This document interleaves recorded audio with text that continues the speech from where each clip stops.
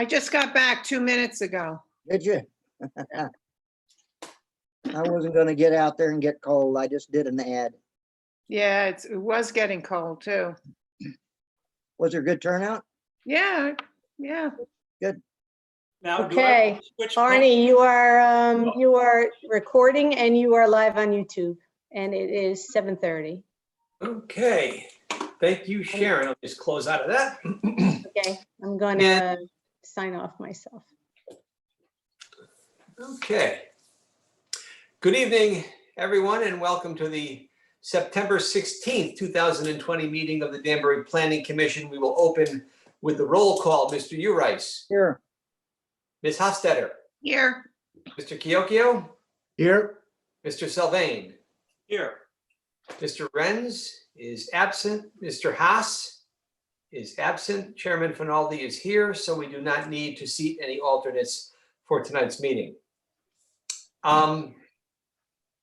Before we move on to the normal course of business, I'll read the typical, I shouldn't say typical, but the introduction to virtual Zoom meetings. Again, as a reminder, this meeting of the Danbury Planning Commission is being held on Zoom as a virtual meeting. Even though this meeting is a virtual meeting, members of the public and interested parties continue to have opportunity to participate in the meeting in a couple of different ways.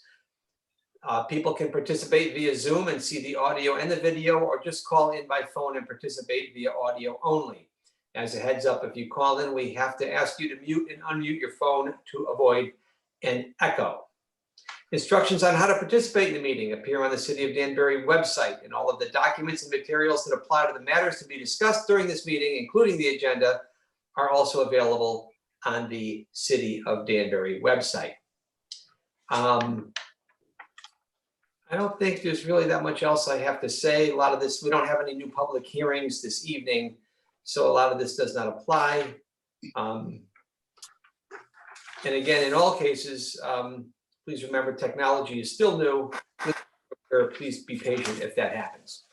So with that said, commission members previously distributed were the minutes of the September 2nd, 2020 meeting. Unless there are any corrections, I'll entertain a motion to accept those minutes. So moved, Helen. Second, Joel. Motion made and seconded for accepting the minutes. Again, a yes vote is to accept, a no vote is to not accept. Mr. Urice? Yes. Ms. Hofstetter? Yes. Mr. Kiokio? Yes. Mr. Sylvain? Yes. And Chairman Finaldi votes yes, the minutes are accepted. And again, thank you. I didn't even have to remind anybody, when you do make a motion, please recite your name after your motion. That is very helpful. Thank you. For the record, our next meeting, which will be a virtual meeting, is scheduled for October 7th, 2020. We have no new public hearings this evening, and the one matter under continuation of public hearing, as you may have noted, has been continued. At the request of the applicant's attorney, it will be continued to October 7th, 2020, that being the matter of Jane Plaza LLC. So we won't be hearing any testimony or discussing that particular application this evening. Mr. Chairman, So yes, go ahead, Joel. just a quick query on that particular application. This is at least the second continuance or postponement, if you will. Are we okay on time-wise? Jen? Mr. Chairman, yes, I received a 35-day extension from Attorney Ward Mizuko. Thank you. Okay, thank you, Joel. Good idea. We'll keep an eye on the time clock. Thank you. Okay, item 1 under old business for discussion and possible action, City of Danbury and the Women's Center of Greater Danbury, Inc. Application for floodplain permit for transitional housing facility in the RH3 zone, 89 Rose Hill Avenue, parcel 1H 13166, special exception number 770. Jennifer. Mr. Chairman, so you have my staff report / approval for the draft approval for the floodplain permit. Yes. As the commission recalls, the commission approved at the August 19th meeting, I believe, the special exception approval for the Women's Center. This is the floodplain permit. If you recall, Ben Dodo, the civil engineer for the project, had gone through some of the floodplain issues. So I'm going to kind of briefly give you an overall. Sharon, if you could share my screen.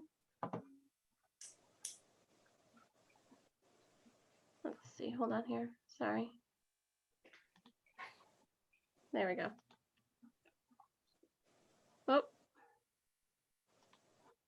Let's try again. Sharon, can you share my screen?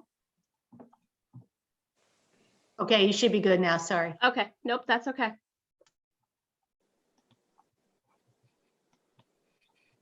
Okay, could everyone see that? Here it is. Yep, now we can. Okay, so this is, and I'm going to zoom around a little bit to show you the extent of the Still River. Let's see, let's see the annotate. Is that do you see my mouse moving through here?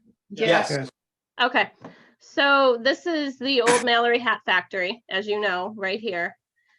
The Still River, and here's Kennedy Flats right here. It goes underneath as part of the Army Corps channelization started through here. At this point, it's all above, and above ground, the stream bed through here. It then goes underground, opens back up. I'm gonna pan in a little bit. Through here, which is right where the bridge abutment is. It literally goes under the building. This is Fairfield Processing.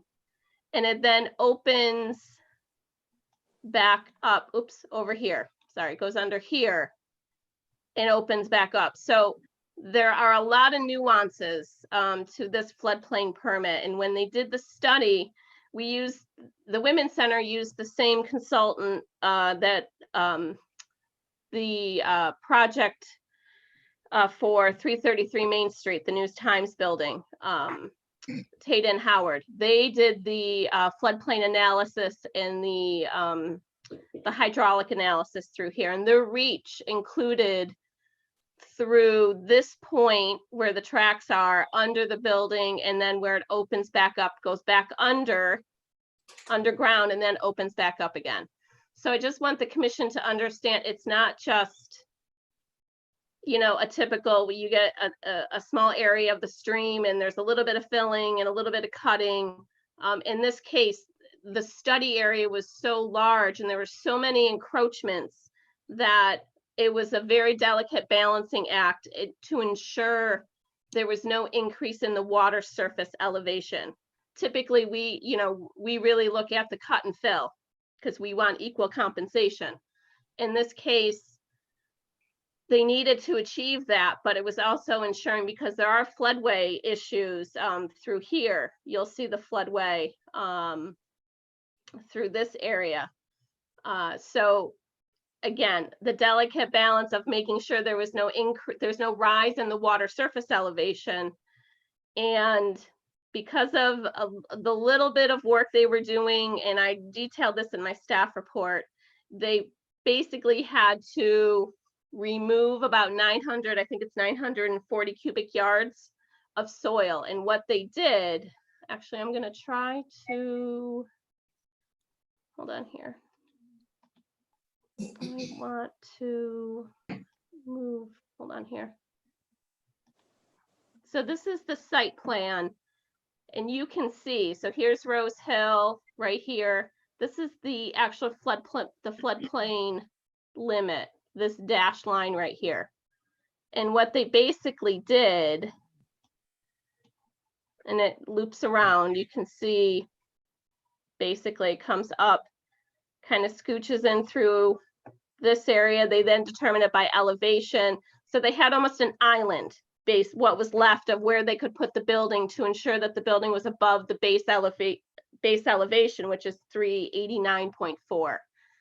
So they placed the building, but they were still seeing rises in that water surface elevation. So ultimately, to make the numbers work, they had to shave off about 6 inches from the parking area. So this cul-de-sac, the driveway that leads you out to Rose Hill, basically 6 inches across the board, and that brought it down the 940 cubic yards to allow a no net increase in the water surface elevation. So that was a big part of the review. As part of the zoning regulations, the floodplain regulations, we require that they have ground leading to ground above the base flood elevation. It gets a little weird through this area. So what they did is they built this kind of area right here, which is going to be gravel, I believe, asphalt sidewalk through here with some pressure treated staircase through here that then gets you to, again, ground leading to ground above the base flood, which takes you up to Rose Hill through here. So again, that was part of Ben's design with the site to ensure compliance with the floodplain regulations. So with that being said, and they also received deep approval, as I had indicated in my report. They needed, that was their first step, and that was part of the grant they received from DECD to do the cleanup. That triggered an actual review from DEEP. So they actually have that floodplain permit from them, but because our regulations require, they need to come for the floodplain permit as well. So they'll have basically two permits. So that's about it. Are there any questions? Nothing unexpected, right? No, and this was months of work just to get out and do the survey work, because you have to do the cross sections. At each point of the Still River, there's a cross section, and that takes survey work. There is a tremendous effort to map this whole area because it had never been done. And we don't see parts of the river go under buildings. It's pretty amazing that happens over by Fairfield Processing. So again, a lot of work went into it between Ben doing the work and Tate and Howard doing the actual modeling. So, I'm pretty comfortable that they certainly comply with the zoning with the floodplain regulations, and there is no net increase in the water surface elevation. Mr. Chairman? Yes, go ahead, Joe. I'd like to make a motion to approve the floodplain permit as per the draft resolution. I think it was dated the 14th of September. I Yes. don't have it in front of me. Yes, September 14th. What I'll do is I'll entertain a second for the motion, then we can have any discussion. Do I hear a second? Second from Perry. Thank you, Mr. Sylvain. Any discussion?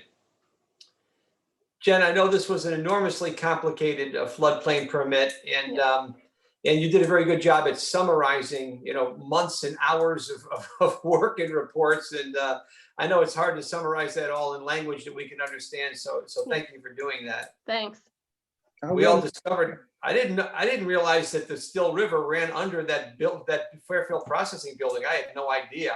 You probably could have figured it out. It's got to go somewhere, but Yeah, when it's when I see the maps and you don't really understand it until sometimes you see the modeling, and there's some pictures out there that Ben shared, but to see it, I mean, again, you're here, this is where it floods down by the West Street Bridge. Yeah. And then it comes up, and I think there's a dam through here. It changes elevation and then literally goes under the building. They had to measure the piers under Fairfield Processing because it's an encroachment. So it actually slows the floodwaters and displaces that water. So they had to account for those columns as well. I've never seen anything like it before. And it opens and it goes underground and opens again. I mean, it was an enormous effort. And now we have the information. So it's incredibly helpful for anything that we do in the future through here. Well, like any complicated matter, we went out and hired the best experts we could find, and we're gonna trust their expertise. That's what we're gonna have to do. Yep. It's the same thing as a peer review. They just went straight to the firm that would do the peer review, which is Sure. Kind of cut out the middle person. Yes. Thank you again. Commission members, there's been a motion and a second to approve of the floodplain permit. Do I have any further discussion? Hearing none, I'll take a roll call vote. Again, a yes is to approve, a no is to not approve. Mr. Urice, Yes. Ms. Hofstadter, Yes, Mr. Kyokyo, Yes. Mr. Sylvain, Yes. and Chairman Finaldi votes yes. The floodplain permit is approved. Thank you again, Jennifer. Well done. Thank you. Mr. Chairman, Yes, Joel. just a comment to staff. Jennifer, I understand how complex this little puppy is. A lot of people think floodplains are permits are just kind of a rubber stamp, but a lot went into this, and believe me, your effort doesn't go unnoticed. Oh, thank you. Thank you. I did the easy part, you know, the experts did the, you know, that they did the heavy lifting. You didn't go under the building at Fairfield Processing, did you? No, I think Sharon would have not let me do that. Good, good, good. All right.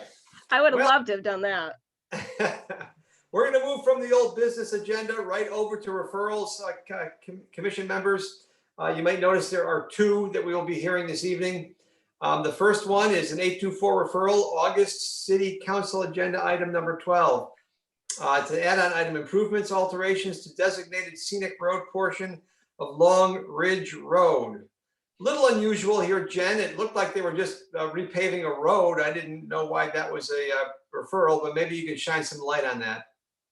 Yeah, I mean, again, there was some interpretation that it would need to be reviewed by the planning commission. They sent it along, so we have it, you know, again, as part of the code of ordinances. This section of Long Ridge Road is designated as scenic. I apologize for the map not being attached. I'm not sure what happened because I must have attached the wrong document when I sent it to Taylor, because I combined the PDF documents so you guys would have the map and the scope. At this point, I don't know that I can bring, oh wait, hold on. Oh wait, here it is. Can you guys see that? Yep. Yes, ma'am. Okay, so this is what was supposed to be attached, so I apologize. What they're basically doing, you know, this section of Long Ridge Road is in pretty bad shape. They determined, you know, you can see in red here, from this point all the way down to the intersection down here. This is the scenic section. So what they're proposing to do is repave it. And as part of, you know, it's by the code, it's, you know, considered routine maintenance. And the scope of work, and you can see here, like, you know, they're removing, there's a dead tree that's partially in the travel lane. They're going to be removing that. There's another one up here. They'll be removing that. And again, there's some catch basins that need a little bit of work. They're going to be cleaning some of those basins and, you know, trying to divert water so it doesn't further erode the right of way. So that is, and this is the scope of work that Antonio had detailed. You know, again, you know, there's no widening proposed. There's no vertical or horizontal realignment of the road. You know, it's just very specific to milling and paving and doing that extra work that they need to do to clean up that right of way. Thank you, Jennifer, for that. Are there any questions, commission members, on this? Pretty straightforward stuff. Yeah, just a quick- I do have a question. It's Helen. Sure, Helen, go right ahead. In the staff report, it's it mentions adjusting existing driveway aprons. Yep. And we didn't need a public hearing. I mean, that makes sense. But did the residents get notified? I mean, what's the protocol there? Because if we're talking about driveways, which they would, I guess, you know, part of their property, you know, were they notified of this work going on, or is it just, did that not happen?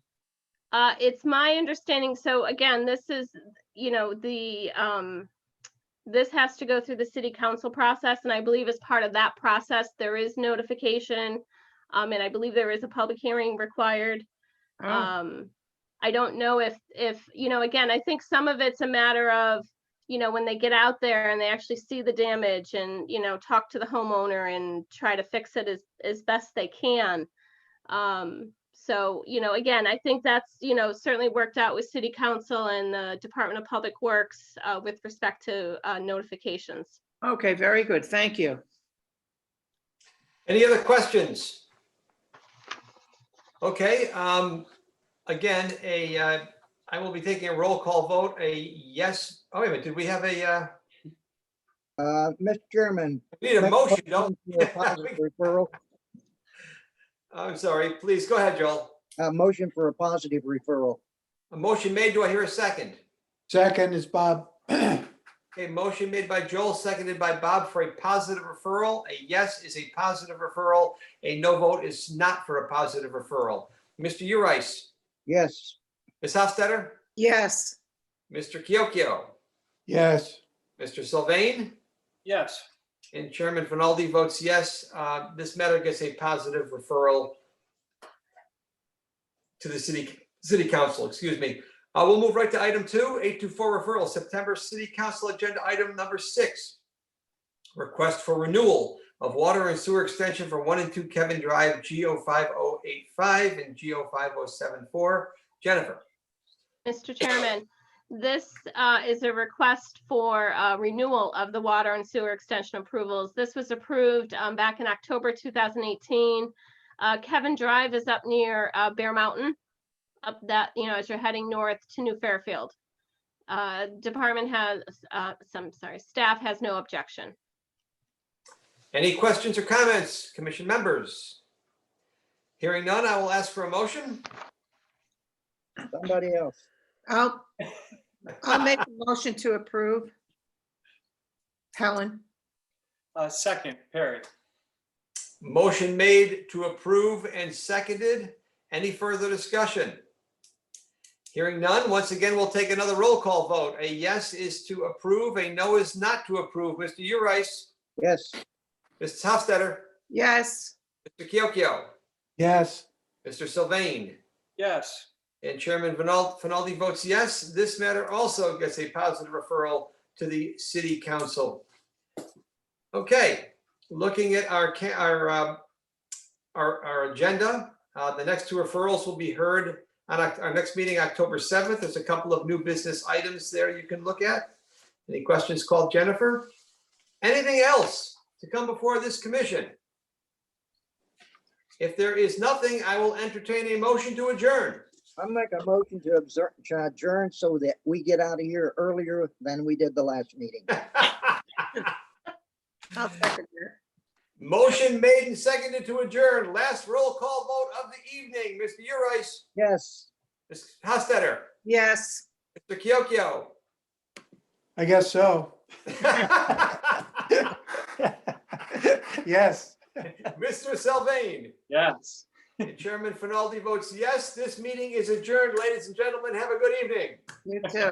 Good night. Thank you, everyone. Well done. Well done. That I Thank you.